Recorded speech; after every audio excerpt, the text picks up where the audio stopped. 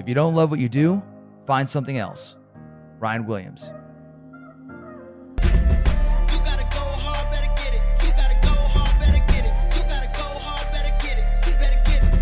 Welcome back, ladies and gentlemen. Welcome back to the podcast that helps you be the leader. Listen, let me ask you something. Have you ever wanted to know what it was like to have an Army Ranger and a Navy SEAL in the same room? Have you ever wondered what that conversation would be like? Well, I have news for you. Today's the day that you can find out. Today's episode is a special one. I brought in a guest, and this individual is a phenomenal leader. He's somebody that really came from nothing, built a successful company, and he continues to kick ass every single day. And yes, he is a former Navy SEAL. Mr. Ryan Williams is the founder of Industry Threadworks. This is the go-to company for apparel brands that want to find their solutions to problems and crush their own goals. Okay, so he helps amplify other clothing companies, okay, and help them build brands. But that's just one of several companies that he's involved with. And it's really impressive for me to watch an individual like himself, because we're cut from the same cloth in a lot of regards. He did come from nothing. He was on welfare.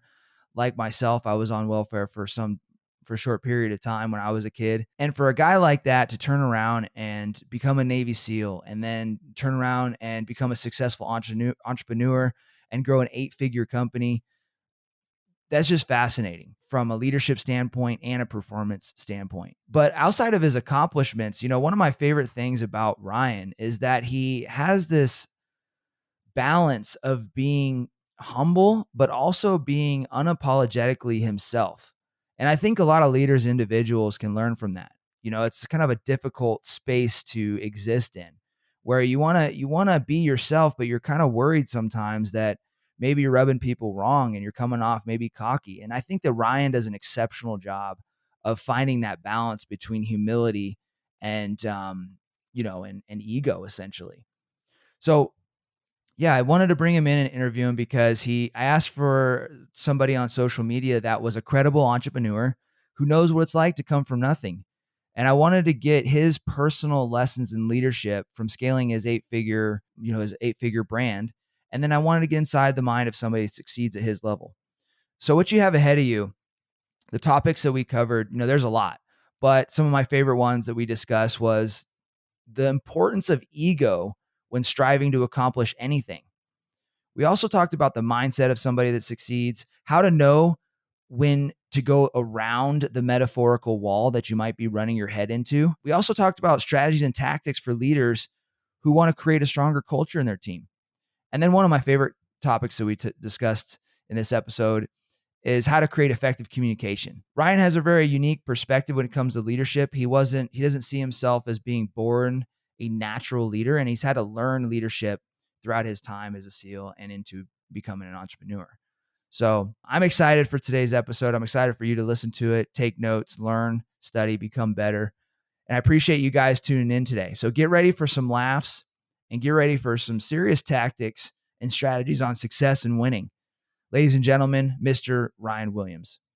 And what I love about your story, at least what I've seen from afar, is from what I can tell, you're a guy that has kind of tried to be a gray man most of his life, and then meaning like didn't really want to stand out.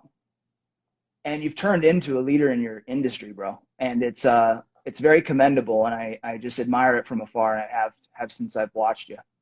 Oh, thanks, man. I kind of had to. Like, I do prefer being in the background. Like, I love what we do now with helping other brands grow and scale and like pushing them to the forefront, and us just kind of managing the infrastructure and the data analysis and the scaling on the back end. Like, I really much prefer that. But it turns out like so many people think that it has to be done one way, and we're in a kind of a unique position where we see we work with so many different brands that if you're a brand owner, you really only see life from your own perspective, right? Your own entrepreneurship journey. Even with me, when Mike Sowers and I started Forge back in 2007, I sold my half of that company like 5 years later, and I thought I knew a little bit about building an apparel brand because I'd been through it on my own. But dude, we started this company helping other brands do it, and wow, I learned so much more the first year doing that than I ever did running my own, because we're exposed to so many different problems. And one of the things I noticed is that everybody's dealing with the same problems, but they all think they're the only one. And we were in a kind of unique position to be able to talk with all these brand owners and all these entrepreneurs and kind of share with them like, hey, this is totally normal what you're going through. Like every single person we've talked to that built a brand went through this process. Here's some solutions that worked for this brand. Here's what might work for you. Try this out. So through that process, we're able to kind of give them a template and a roadmap to like, hey, here's how you can scale a brand, from 0 to 7, even 8 figures. And here's what's going to happen. Here's what's going to happen at certain timelines. And here's the things you can put in place to prevent that. So once I realized that everybody was dealing with the same problems, I'm like, shit, honestly, I just got tired of having the exact same conversation like dozens and dozens of times. So I started putting stuff on YouTube. I'm like, hey, here you go. If this is useful, if it's helpful, then, awesome. If it's not, then, click off, whatever. But that was kind of what started me being at the forefront of this stuff, where it was just like, we had really valuable information and we just did it to try to kind of help people. And through that, through that conversation, we ended up getting to know a lot of really cool people. And that's another thing I love about what we do is that like our clients are legit. Like most of them are really good friends, I love working with them. Oh, I want to, my wife Disney is actually the CEO. So we moved her up to CEO position. Oh, 3 weeks ago. She's been the COO for like 4 years, but we recently moved her up to CEO position. We split the company into 2 parts, production, fulfillment. So I'm taking over CEO of the fulfillment division, which is going a whole other different direction. But that's a whole different topic. But yeah, I'm no longer CEO of industry. well, dude. Thanks for clarifying that. And honestly, since you brought that up, would you mind shaping kind of the depth and the scope of what you do right now, so that I'm more on point, the audience is more on point, and everybody truly understands the scope of your work? Yeah, for sure. It's been kind of a journey where, and I think this is a very common thread that everybody goes through on the entrepreneurship journey, is where in your beginning, you're the operator. Like you're the one doing the work. You're the one answering the emails, doing the stuff, fulfilling, like you are the entire business. And then once you get a couple people, you get a small team, like 3 or 4. Now you start to be like a managerial type position, and you move into like systems and processes and managing people. And then the next step above that is into a leadership position where you have like, a 10, 12, 15 or more people. And now you've got leaders underneath you who are leading people. And now you're not, they're the managers and you're leading the managers. So for me, that was I always liked being the operator, from an entrepreneur standpoint. And I liked doing the work. And it was very simple when you have a simple business where you just like, I want to make more money. I'm going to work harder. I'm going to do more work. It's very linear translation. But when you move to systems and processes and people, it's not a linear translation. And I found that all the things that I had done that had made my company successful up to that point were no longer going to be able to, that's not what the company needed to grow it. So I either had to stall out and keep the company at the level where it was and just ride that, or I had to understand that if I wanted to build a big company, I had to completely change my role, change my skill set, move into a leadership position, which is something I really didn't, I actively avoided for a long time. But once I stepped into it, I realized, like I just got finished, I was just in the middle of your podcast about starting over, which is really good. Brought some great points with that. Whereas like I realized I need to start over again. I need to go learn. There's certain skill sets that are very specific for leadership. And I realized that I sucked at like, 4 out of 5 of those. So I was like, okay, I really have a lot of work that I need to do. Where do I find that stuff? How do I get it? What does that process look like for me to evolve, to become the type of person that can lead and build the type of company that I want to build? So for me, long story short, what that turned into is that the HQ staff that we have here, we currently have 3 warehouses in HQ, and our staff here, they get along great with Disney, and she meshes well. She's a better leader for the team than I am. I'm a little more rough around the edges and gruff, and the one of the things I've always told the team was that, hey, if you come on board here, you can have any position you want within the company. You just have to make yourself the right person for that role. And it became very obvious where Disney was the right person to take over as CEO of industry. I was like, shit, man, like you're totally right. You're going to be a better fit for this position than I am. And then I had to figure out, okay, what the hell do I go do now? And so that evolved a whole other set of conversations. But yeah, basically she got the job because she's like, I didn't hand it to her. She's amazing at what she does, and she leads the team really well. She's a killer in her own right. Dude, I mean, that's huge, man. And I mean, there's so many things to pull out of that. And that's one of the reasons I pulled you. I mean, one of the main reasons I pulled you on is because, you know, from what I've watched and what I've seen, you came into the military, you became a Navy SEAL, you know, you got into entrepreneurship, and really from what it looks like is you were, like you mentioned, building this world around you with you as kind of the center point. And eventually you got to a place where you decided to move yourself out of that and start helping out the people all the way around you. And you're continuing to do that now. And so that transition to me is fascinating, because a lot of people get stuck right there. Would you agree to that? Yeah, and I think a lot of this is particularly common with like high level special operations forces, you know, whether Ranger SEAL, GB, whatever it is. It also affects high level athletes. Like if you're a pro athlete, you're making millions of dollars, and then you're used to a certain lifestyle, you're used to people treating you a certain way and doing a certain level of work and output. And then you get thrown into a position where you know nothing about what's next for you. You know nothing about this new fishbowl that you put into, and you have to learn. You have to understand that you're a new guy again, going into this completely new realm, and you know fucking nothing. So the problem is a lot of guys that come from a higher level in, you know, military or achieve some level of something where they feel like they're above other things, they tend to have an ego, which is not a bad thing.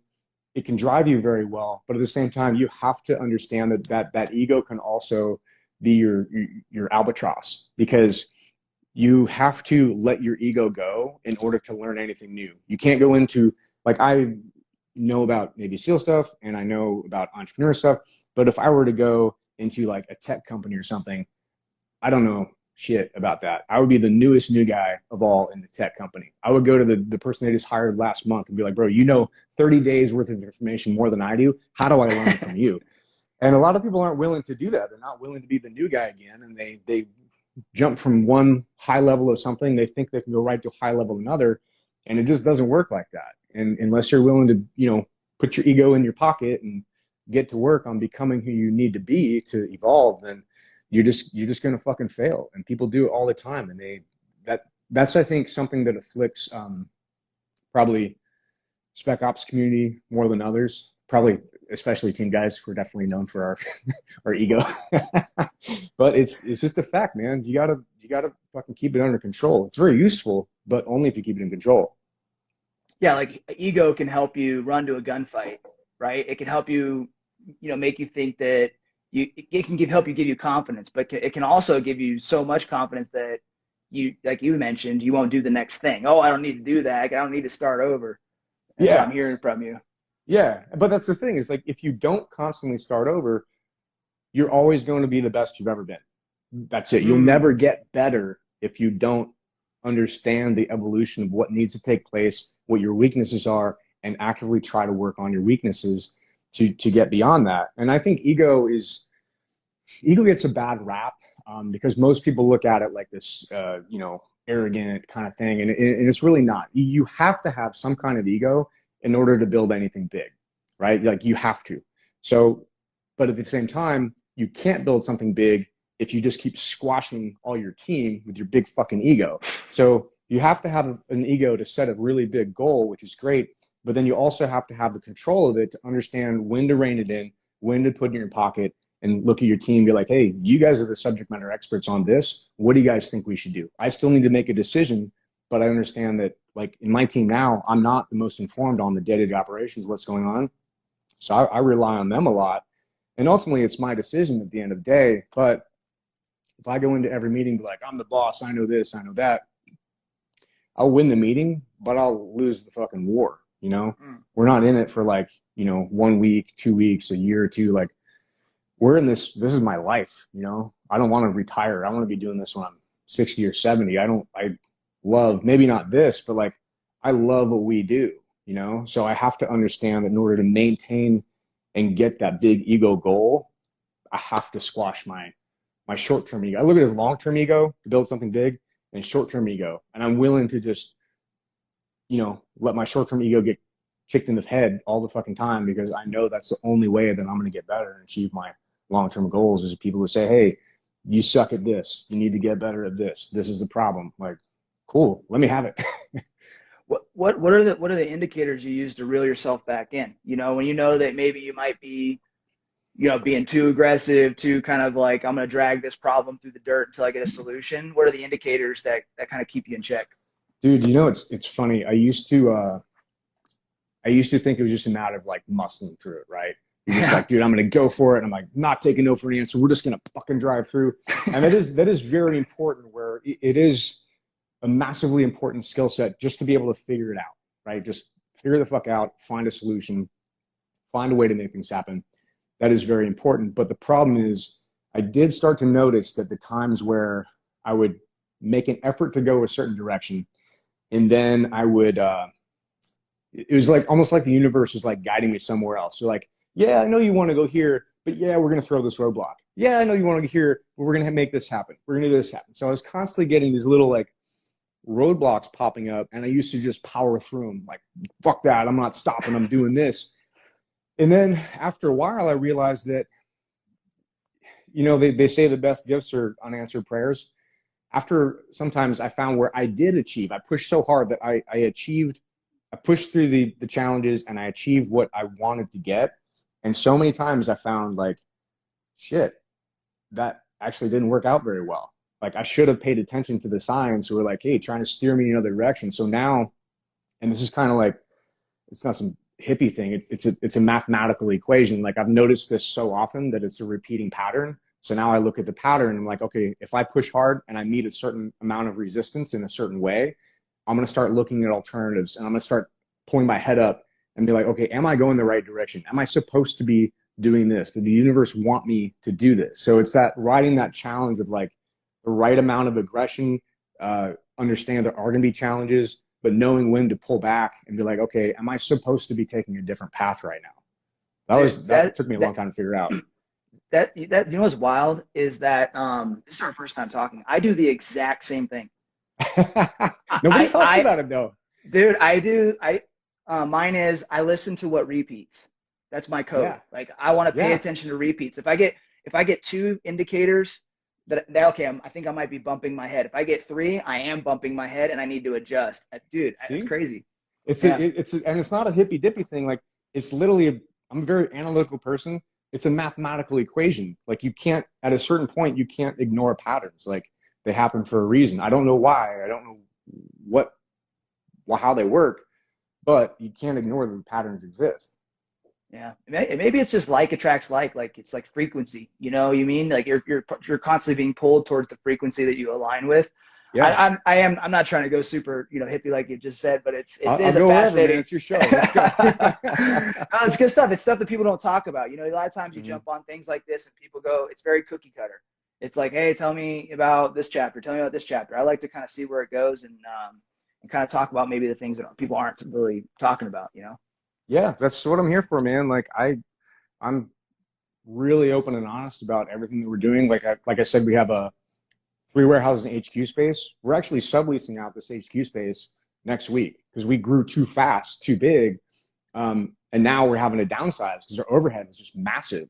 So we're like, holy shit. So our top line revenue this year is the same, but we're taking some steps that are going to save us almost $500,000 a year just in expenses, you know, because we just like, I was, again, too aggressive. I'm like, dude, we're going to do this. We're going to do this. We're going to do all these freaking things. And we did them, but we weren't like world class at all the extra shit. We're only world class at 2 things, apparel production and apparel fulfillment. That's all we do. So we just basically downsized everything. If it doesn't fit within that scope, if it doesn't fit within things that we can do at a truly world-class level, we're just not going to do it anymore. And we drew that down over the last like 4 months, and some, you know, painful conversations. We had to let, you know, quite a few people go and subleasing out some spaces. But at the same time, I'm like, dude, this is the direction that, you know, I should have listened to before, but I was just, you know, too far on the path of like grow at all costs. Like, shit, it's actually really fucking expensive to grow. Well, yeah. And then not just financially expensive, but then like you mentioned with people, right? Because people are human beings, and you're a compassionate person, right? You want them to succeed. And so when you come to those crossroads with decisions, there's a lot of factors that are involved. And the Yeah. reality is leaders are they're in position to make those decisions, right? That's why you're there, because they're hard as hell to make. What about decisions for you? How do you go about making decisions on a regular? For me, I try to be as data driven as possible, but also too, I think a lot of people think they're data driven, but they only look at the top line numbers, right? They only look at one layer deep of the numbers. And we deal with sometimes for like t-shirts. Somebody's like, well, if I get, say for example, a t-shirt, a medium quality, good stuff. Like I'm wearing the Iron Apparel right now. This is really good stuff, but it's pretty standard good stuff. This is what we do a lot of work on, and it's what we recommend. But at the same time, we do get clients come in that they're like, oh, I want to do a cheaper blank, and we're like, bro, there's only $1 difference. It's only $1 difference. So if you think you're going to save $1 by, say you do 1,000 units, right? Say they're like $7 at 1,000 units, and you're gonna get them for $6 by going cheaper. Like I'm saving $1,000. Like no, you're not saving $1,000. Instead of spending 6,000, or instead of spending 7,000 for a product that is gonna do its job and show people your brand and into the world and get good marketing, you're gonna throw away $6,000 because that dollar difference in cost. Yeah, that dollar difference in cost, it's going to be such a shitty product that people won't even wash their cars with it, let alone wear it out. So you didn't actually save $1, you actually lost $6,000.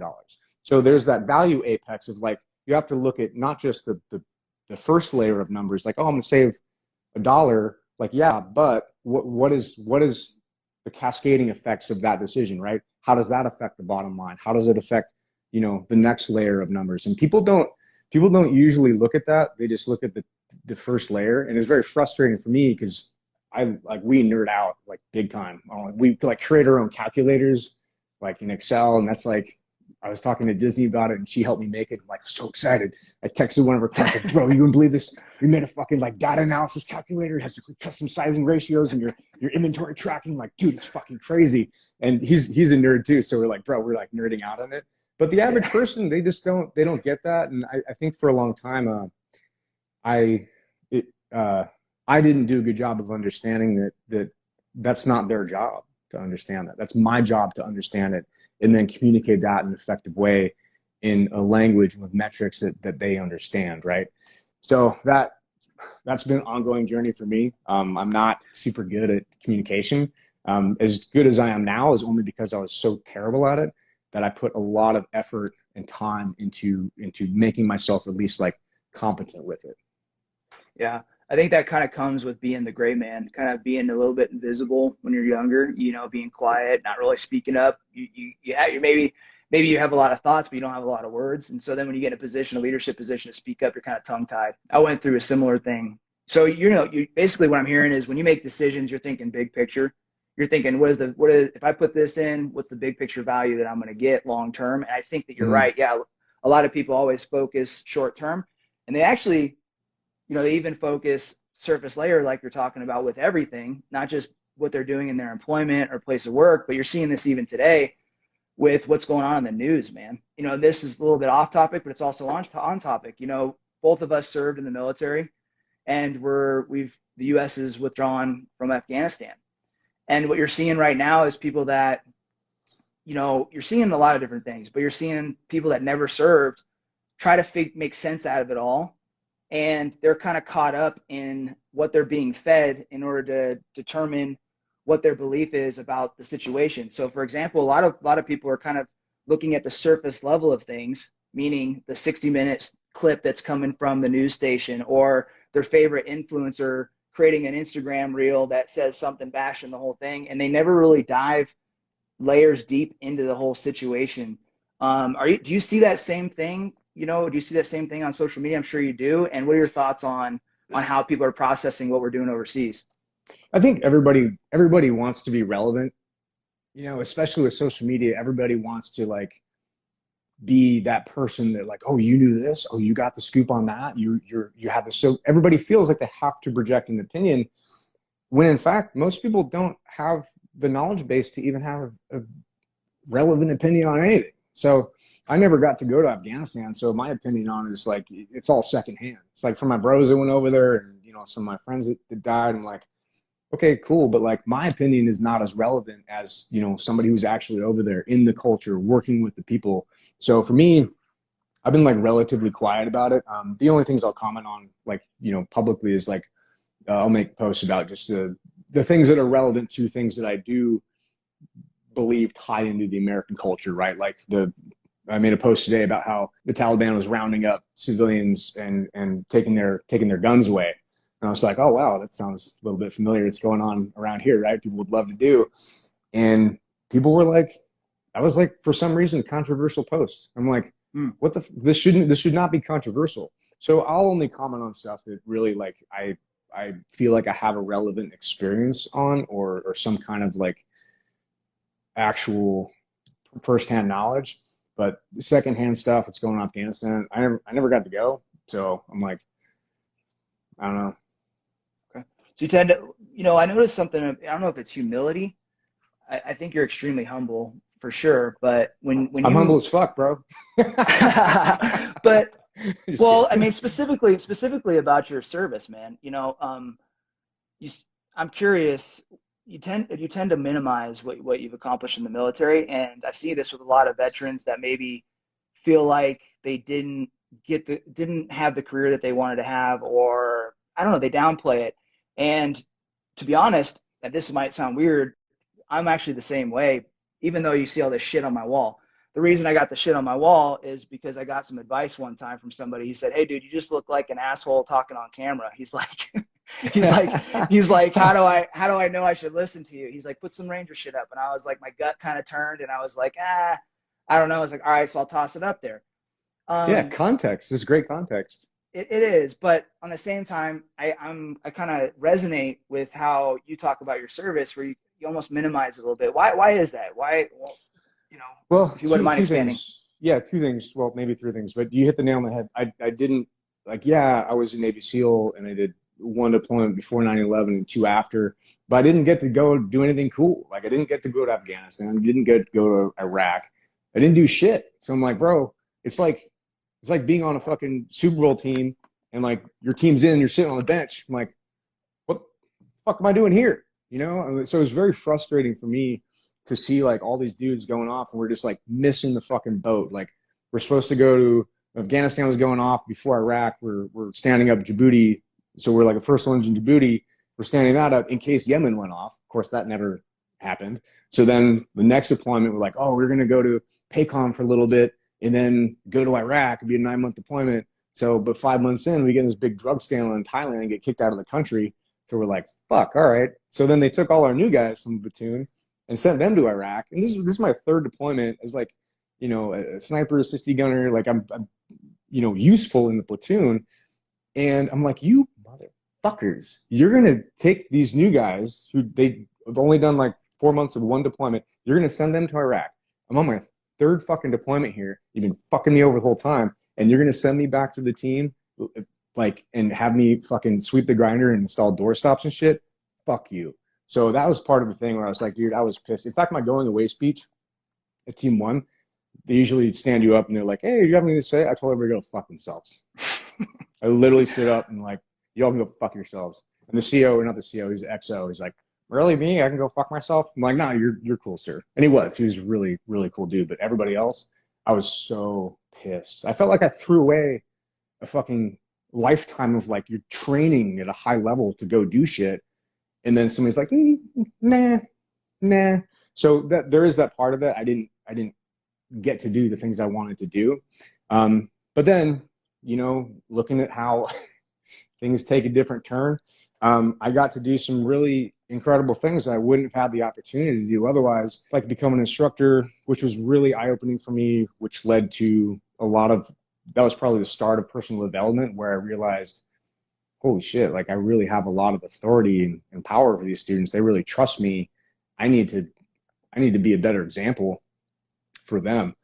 So that was the start of that. And then I taught at SQT for a long time as a civilian instructor. And I think that really helped me kind of prep myself for entrepreneurship. And that leads into the second thing is that most of my sales stuff, it doesn't help my clients scale their brands at all. So I try not to highlight it in any of the stuff we do because it's like you said, the stuff in the background, it's a cool context thing. And it does like open the door and I've met some great people because of it. But at the same time, it's like, it's just a door opener. I still have to provide value once that conversation starts. And through that, I need to be really good at my job. So, and we're world class at what we do. I have no problem saying that. It's not an ego thing. We literally are world class at what we do. So, but the third part of that is that, man, I just don't want to be the guy that peaked in high school. I know so many people are like, I did this back in my 20s. I'm like, okay, bro, but you're 40. Like, I'm 43 now. Like, what the fuck did you do the last 10 years? You fat as fuck sitting at home on the VA, like just sucking the VA tit for the next 10 years. What are you going to do the next 20 years? You like, might as well, like, what are you doing? You're wasting everything that you fucking built your whole life for. Like, so for me, I don't want to be that guy. And I think there's so much more opportunity out there to go do anything and everything you've ever wanted to do in your life. Like this is the most opportunity the average person has to fucking blow up and impact the world on a massive fucking scale. And people are just like, oh, I'm gonna fucking post some memes. Like, dude, fuck you. Go out and like light something on fucking fire, you know? Like go out there and build something big. Like make a fucking impact. And people are like, oh, I'm gonna make a fucking TikTok about pronouns. Like, dude, whatever. Well, dude, you know what you just said, man. There's a couple things I want to come back to because where you're at now, that humility came back, right?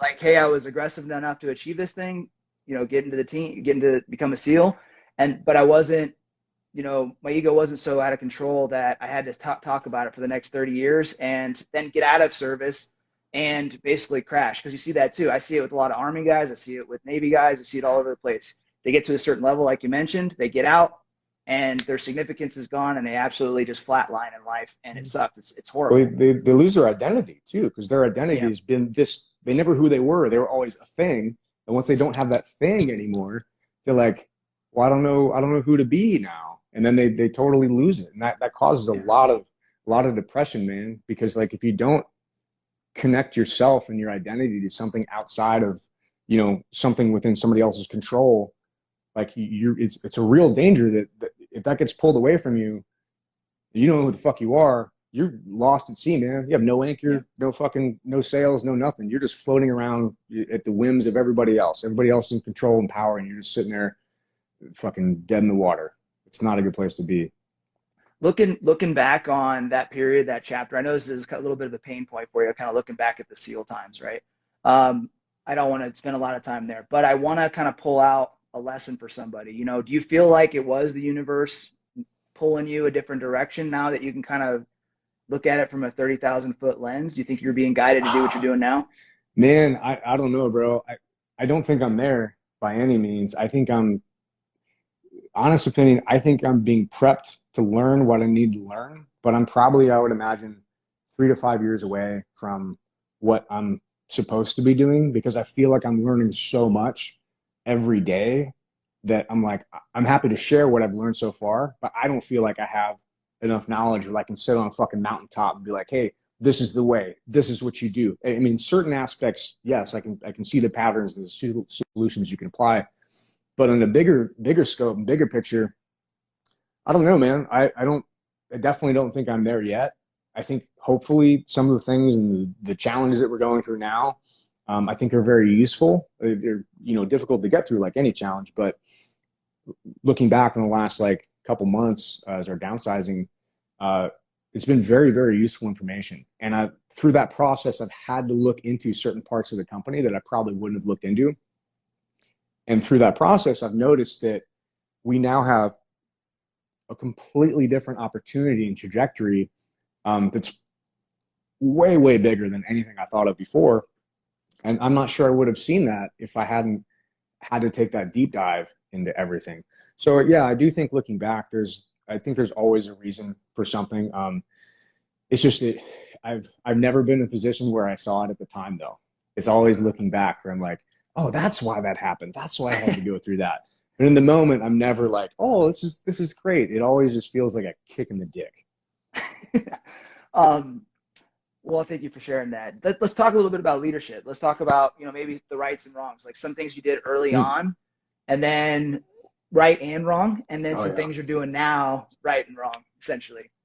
dude. Yeah, that's a great topic, man. And this is something I think I can provide some useful insight on because I did fuck this up. And I fucked it up both ways. There's a pendulum going two ways. And in the beginning, I'm very self-aware with stuff. So I knew that I was too far on the analytical side. I was too like robotic. This I is in was like, business, or this is in business, right? That you're talking about, or honestly, you're just talking just life. in I've life? always Okay. been like a robot. Like, yeah, I've always just been like a cyborg, right? So like, Okay. my wife calls me the Vulcan. That's just this is how I am. I'm not very emotional. I'm just very logical, probably too logical.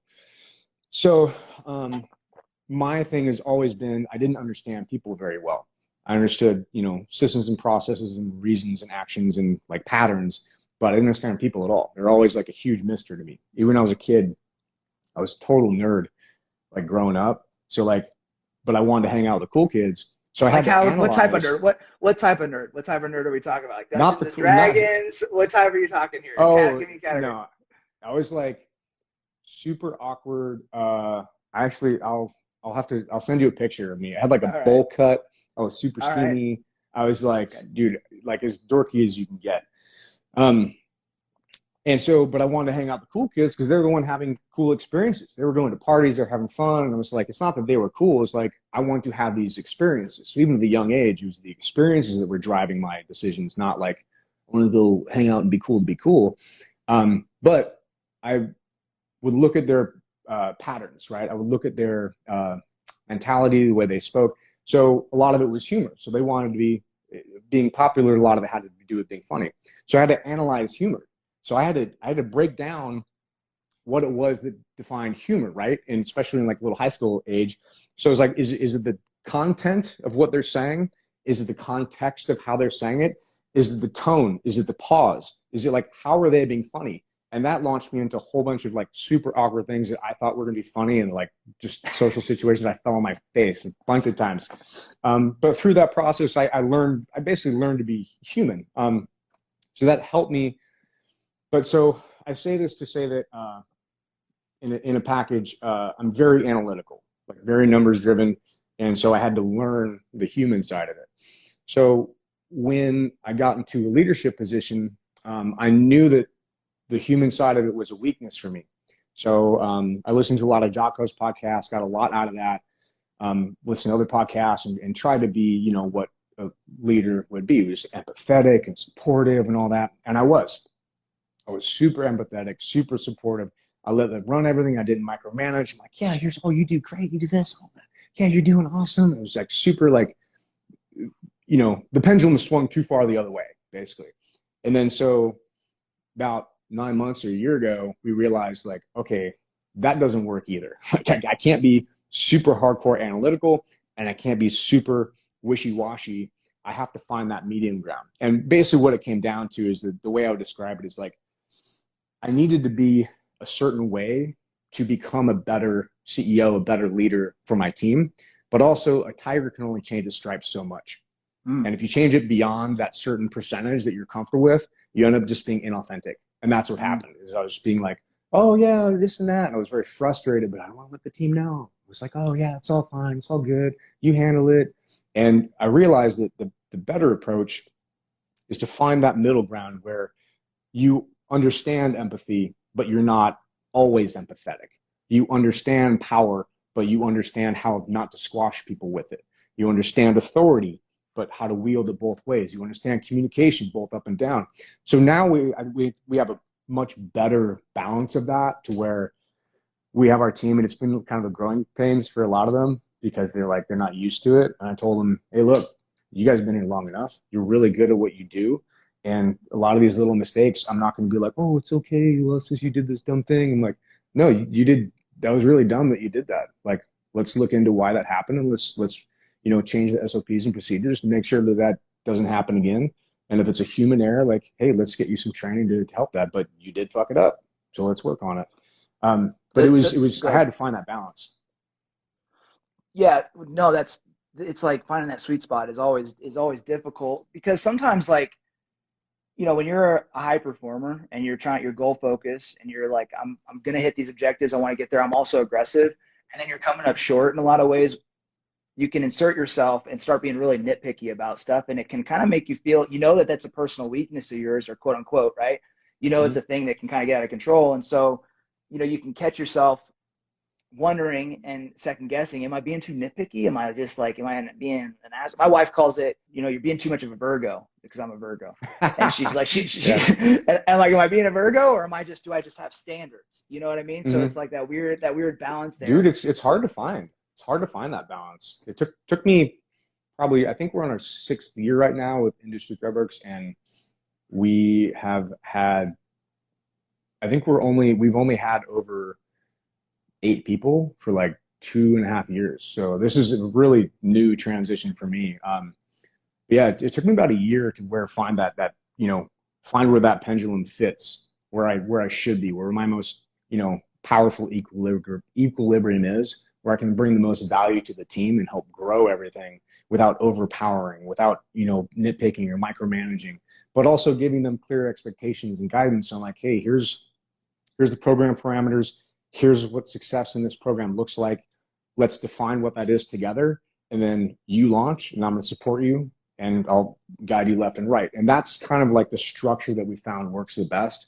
Because when I was too hands off, shit went all over the fucking place.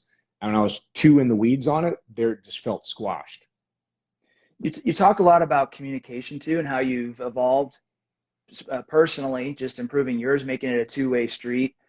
I imagine that finding that balance with your team comes down to communication too, right? So what are the tweaks that you've made to kind of cause the team to communicate back up to you and ensure that they're understanding what your intent is, and that you're not just the fire breathing leader breathing down their throat, right? We concentrate a lot on communication. Like down to like, we will nitpick the emails that we send to clients based on how we want them to feel about things, right? So we're very big on the communication aspect, very big on the relationship aspect. And that comes down to like how we treat each other, how we support each other. The two people I've got the most out of on my journey of trying to understand that and be better at that communication aspect was Jocko and Ed Milet. And they're both just, masters of, Jocko refers to it as verbal jujitsu.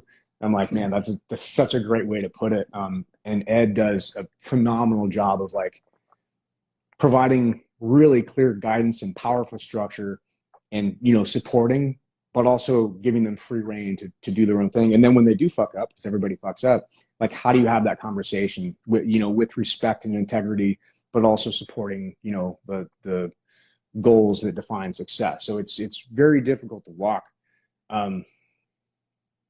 I probably fucked up that question. I got sidetracked on. No, you built out context. So the question is about what do you look for, or what's it like? Do you have a communication SOP? Because what I'm looking for is, how do you ensure your team understands the guidance that you're giving out, and that it's a two-way street, that the communication is a two-way street and not a one-way street? Yeah, we found that when we had 24 people, it became one of the most important roles we had. Was our guy Luke Abraham, who's a heart officer. So what he did is basically he's the conduit of communication between all the managers, like the people underneath, the managers, and then Disney and I. And so we couldn't have all these conversations with so many people because we didn't have the time. So what we did is we had Luke in there as a heart officer, and his sole job is communication. So what he does is he's in on all our big conversations with just Disney and I, or maybe some key people. He's in on everything. So he understands the big picture, the big vision. He knows where we're going. He knows the finances. He knows the good things, the bad things. He knows everything about the company. But most importantly, he knows the vision that I want for the company and that Disney and I have. So then he's able to communicate that down to everybody on the team. He has daily meetings with everybody on the team. They all know, like, hey, I'm feeling kind of this. I'm feeling kind of that way. They can take him and his whole job. They'll go out for a half hour or an hour and just talk about anything and everything. And so he's able to communicate and have these very deep conversations with them, and sprinkle the key components of, like, when they're upset about why are we doing this? Why are we doing that? He knows why. So he's like, oh yeah, well, this is the reason why we're doing this, because he's privy to these conversations. But also that conversation goes two ways. So if people are all upset about something and they don't want to bring it up, they bring it up to him, and he's like, hey, he'll come to me in Disney and it'd be like, hey, I heard from, 4 people that this is going on. This is a common problem. And, I think we should have a meeting about it. And then we discuss and we implement solutions. So and we give him full authority too, to not tell us shit. So he can go have meetings with everybody. And the only things that he tells us is the things that person that he's meeting with has authorized him to tell us. So he has full authority to basically have an NDA in place with whoever he's talking to. And we're not going to pressure him to reveal anything he's not comfortable with, because that position has become so integral to what we do, such a key component of the communication part of the mission. It's really become incredible. Like, I don't know how people run a company over 15 people without like somebody doing that role, because it's become so key in what we do. Dude, it's like a sergeant major of a battalion, or it's like a chaplain, or a mix of the two, where you have that person that you can confide in, tell them everything. Like, dude, that's a genius position to build into the company. He's really good too. We took it from Gary Vee's heart officer. I forgot her name now, but yeah, she was actually super cool about it. And Luke reached out to her, and she had a Zoom call with him, like for free, just like hooked him up with all the stuff. It was like, he's running like, I don't know, a $200 million company or something. Like, it was really cool to see him light up when like you could see that he found his place, he really found where he thrives. He's doing something that he loves with people that he loves. And he's like, I can't say enough good things about that position. It's really been a game changer for us. Yeah. His name's Luke. You can tell that you're really proud of him in that spot, man. You can tell just by watching you talk about him. Dude, it's great, man. He's saved our ass a bunch of times, like helping us navigate very difficult personnel situations and issues and conversations. He's been extremely key with all that. He's a little bit of yin to your yang, to be honest, too. You know what I mean? Very much so. Very much so. Yeah. But I need that. I know that's a weakness of mine. He's really good at it. So together, like, dude, it's perfect. He's strong in that. Let's talk a little bit. I want to be respectful of your time. I want to touch on one more subject, and then we can open it up for anything else that you want to tell the audience. And that's like, on the topic of love, what are you loving right now? Like, what's lighting up your day and your life right now? What are you excited about that's really just hitting your heart and you're finding joy in? Right now, we're kind of in a lull position where we're splitting the company into 2 companies. There's production, which Disney is running, CEO of, and then fulfillment, which has a different trajectory. So I'm in the middle of like building that, like literally naming it, like creating the brand and the vision and where we're going to go with that. Not just the physical structure and like the business structure, but like, what's the culture of the company? I mean, like, so that for me is like, I'm still trying to feel it out. We probably have one more week of like baking that, like putting a little more ingredients in it and kind of really figuring out what we want it to taste like how spicy do we want it to be, like how soft do we want it to be, like what do we want this thing to look like as we bake it. So I'm excited about that, because that has huge potential in the next 5 years. And it's in a whole new realm that I'm not really familiar with. So I get to be a new guy again. I get to go learn new shit. I get to go build a slightly different team. I get to go learn about, infrastructure at a much bigger level than we already know.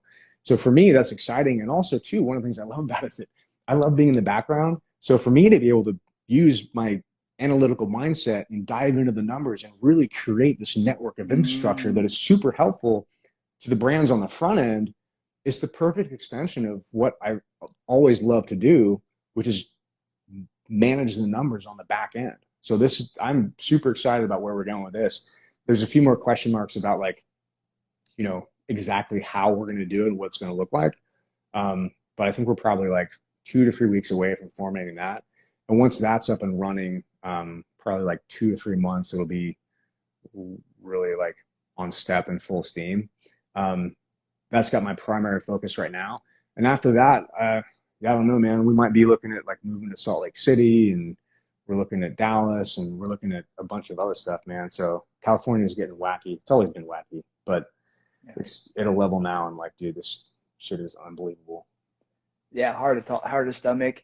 What you highlighted though is that what's making you excited is the growth, the business growth, but then also I'm picking up you love to create, and the new opportunity, the new path that you carved out is really about self-expression. It's about being able to fully express who you are, get into the weeds of things, and kind of release yourself from the shackles of some of the other things that are going on. Is that accurate? Yeah, man, you've been able to pull out a bunch of things on here. I'm like totally right on this.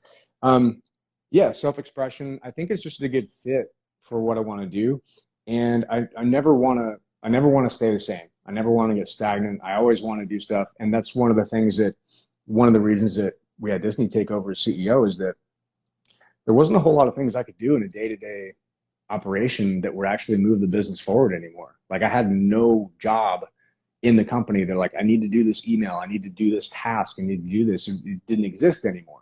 So I just had to basically go out and be a lighthouse for the brand. And that's interesting, but I was no longer in a creative role. And you totally nailed it. One of the things I love about building businesses is the building part. I love the creative process. I love, naming it and coming up with the logo and design. How does this feel? How does this look? How do I feel when I put this on? What does this make my life look like? So for me, being able to immerse myself constantly in these types of projects keeps me always involved, always like a type of fulfillment, right? Like a type of happiness, because I'm working within the space and within the role that I love. But is that going to be the end state? I don't know. I think I fucked up a lot of things on the way. I think I should have built more assets. I should have invested more. I should have not been as all in on the company as I have been. Because 43, I don't own a house. I don't own anything. All my money's in the company. I'm like, yeah, company's worth something, but like, I don't feel like I look at some of my peers who are like, got like 16 houses and they're doing all this shit. I'm like, man, I fucked up. I went too hard on this thing. I was too focused on this thing. I ignored everything else. And I found that I tend to do that. So now I'm trying to take a more well-rounded approach to a lot of things. And maybe that's just getting older, but No, you're good. I wanted to ask you because you said something really profound. I made a lot of mistakes. Again, to your point of like, I want to help somebody else out. Let's help out younger Ryan, kind of going through those struggles. When, breaking through 6 figures, 7 figures, 8 figures, and maybe tie it into leadership. Like, what does that leader need to focus on to break through those levels and set himself up for success when he gets to your position? What's something that the advice that you'd give him? I think I would like to say awareness, but the problem is I'm also a pretty aware person, and I stepped in those exact same freaking potholes.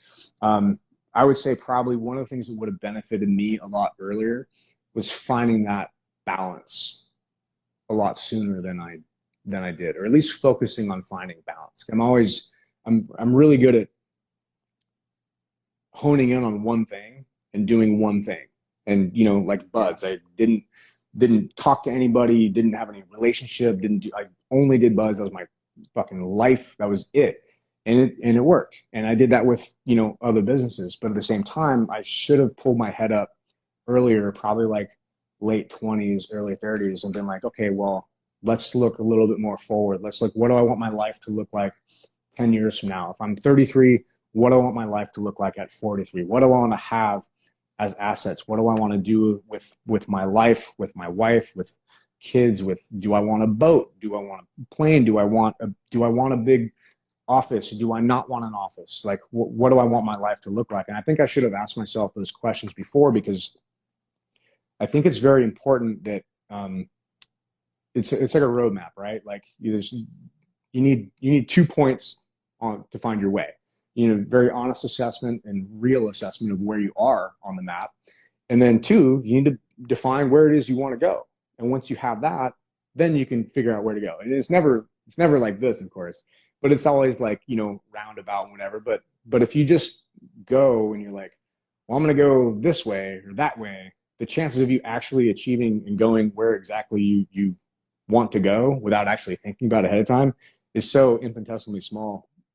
It's almost mathematically impossible. So I think I should have set much more specific goals earlier, and much broader goals rather than I want to have a big company. I want to do this. I want to do that. Like I need to be very specific. Like I want to be, you know, 43 with these type of assets, with this much in the bank, with this type of life, with this much freedom, with this much vacation. Like I should have been a lot more specific with it rather than just like, I want to build a big company and have money. Like, okay, that, you know, the fuck does that mean exactly?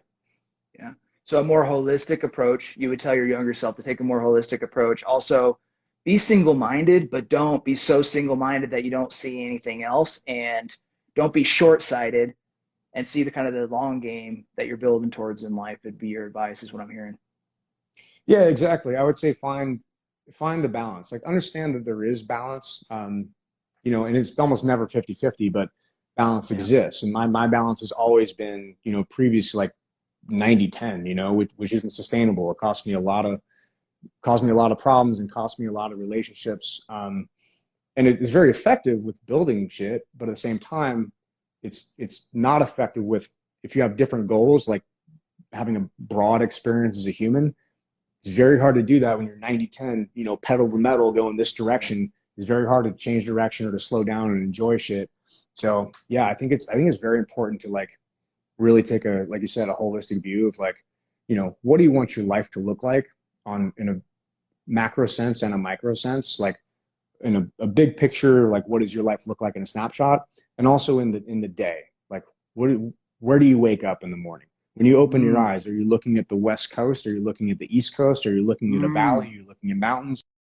When you get coffee, do you want to be in, you know, a really small house? Do you want to be waking up, you know, a trailer out in, you know, a park somewhere? Or like, what do you want your life to look like? And I think if I'd been more specific with that, I should have been more focused on the realities of what a well-rounded life look like. I shouldn't have been like it's very useful to be focused, but at the same time, it does have its detriments. And I just went all in, Yeah. full, you know, full right pedal the whole way.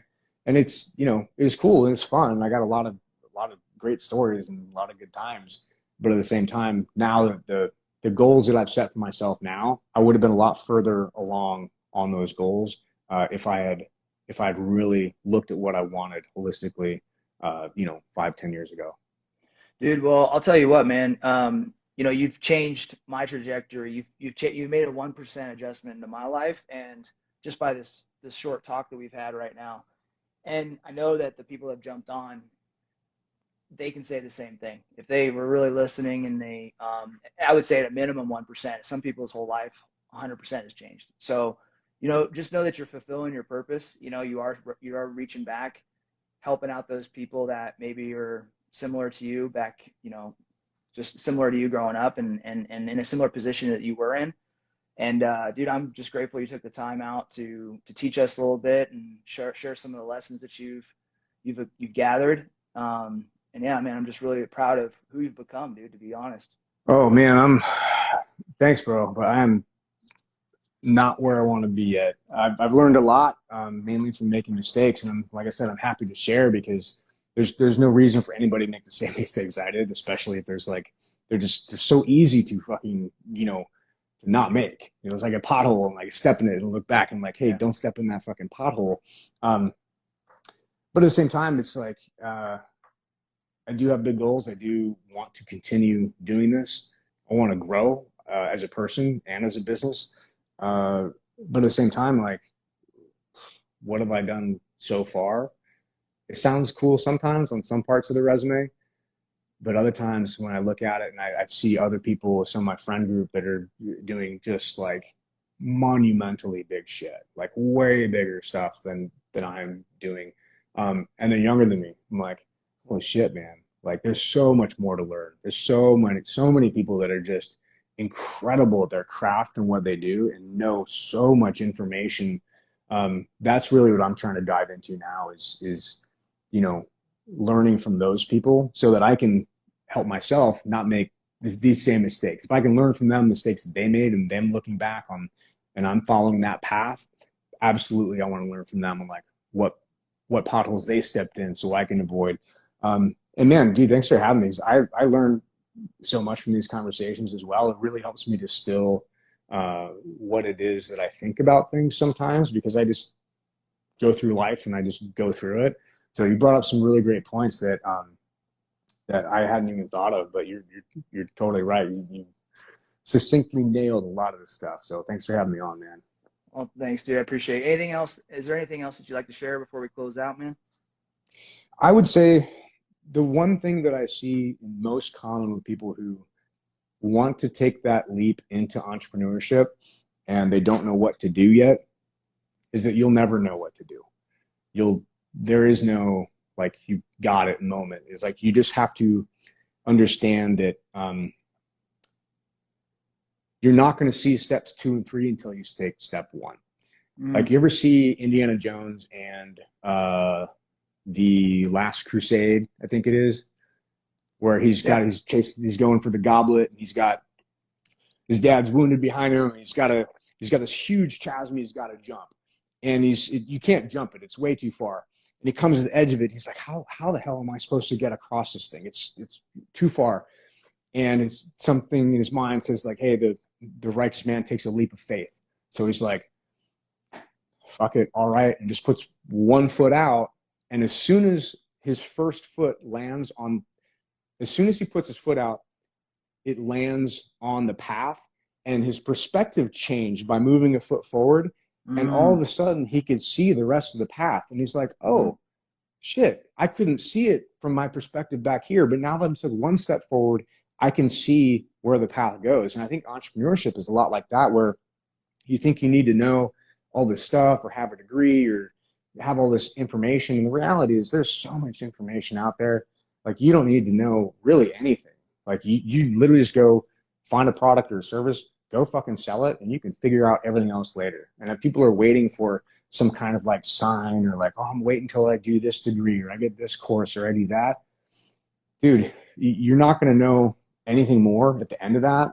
And if you're waiting for it, you're just costing yourself time and you're being kind of a pussy about it. You should just go for it. Just jump out there, take that first step, understand that you don't know what you're doing, but neither does anybody else. So you just got to take that fucking leap and trust yourself to figure it out, because business is, it's very hard and it's difficult. It's a lot of work, but it is not complicated. It's very simple. It's only as complex as you make it. So although it is a lot of work, it's very easy to understand. So I would say, man, if there's any interest in somebody stepping outside of their box and into something that they feel they have more freedom, more control over, this is literally the best time in the history of humankind to be able to execute on something like this. You couldn't do this even 30 years ago. The entrepreneurship thing, it didn't exist. So I think, man, now if any people watching or listening have an idea that they want to go explore, go do it. Now is the time to go do it, because time's not gonna wait for you. Go do it now and you'll figure it out as you go. Beautiful, bro.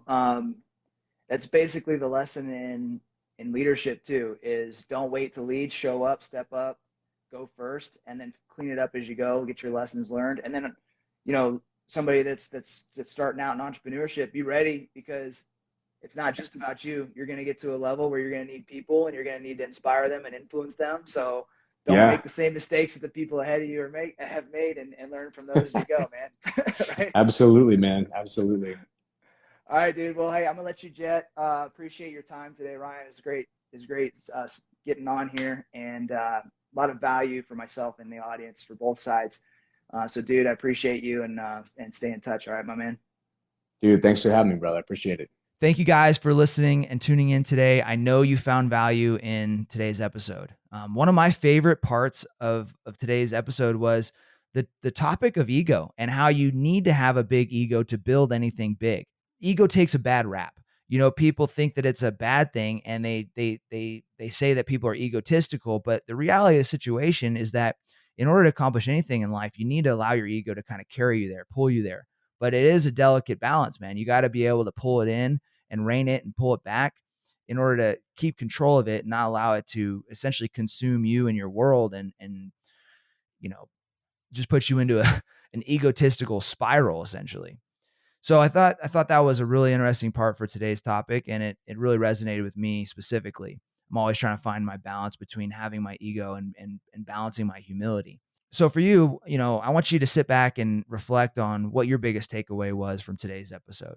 Like all of our episodes, I don't want this to be just information. I want you to take it, digest it, and put it into action. So put something into action from today. Okay, that's what I ask. And then additionally, if you found value in today's episode, if you laughed, if you learned, or if you walked away inspired, do us a solid and share it with a friend. That could be as easy as posting it on your social media, putting it on your Instagram story, tagging myself, tagging Justin, and just help us spread the message to make the world better and share this knowledge with the people around your circle. Okay, that's what I ask. All right, ladies and gentlemen, thank you again for tuning in. And until next time, be the leader. I need some motivation. Every day I try a little harder, but my dedication. Keep my head way, way above the water. Proud of myself when I yell at the wall. Begging to run, but I needed to crawl. I see the finish line up ahead, trying to get traction from all of this tread. I am a king, I am a queen. I am more than the people can see. I am strong when I'm needing to be. Vulnerability's nothing to me. You can try, but I'm unshakable. My successes is never debatable. I'm chameleon, I'm so interchangeable. Here's to you and all that you are capable. You gotta go hard, better get it.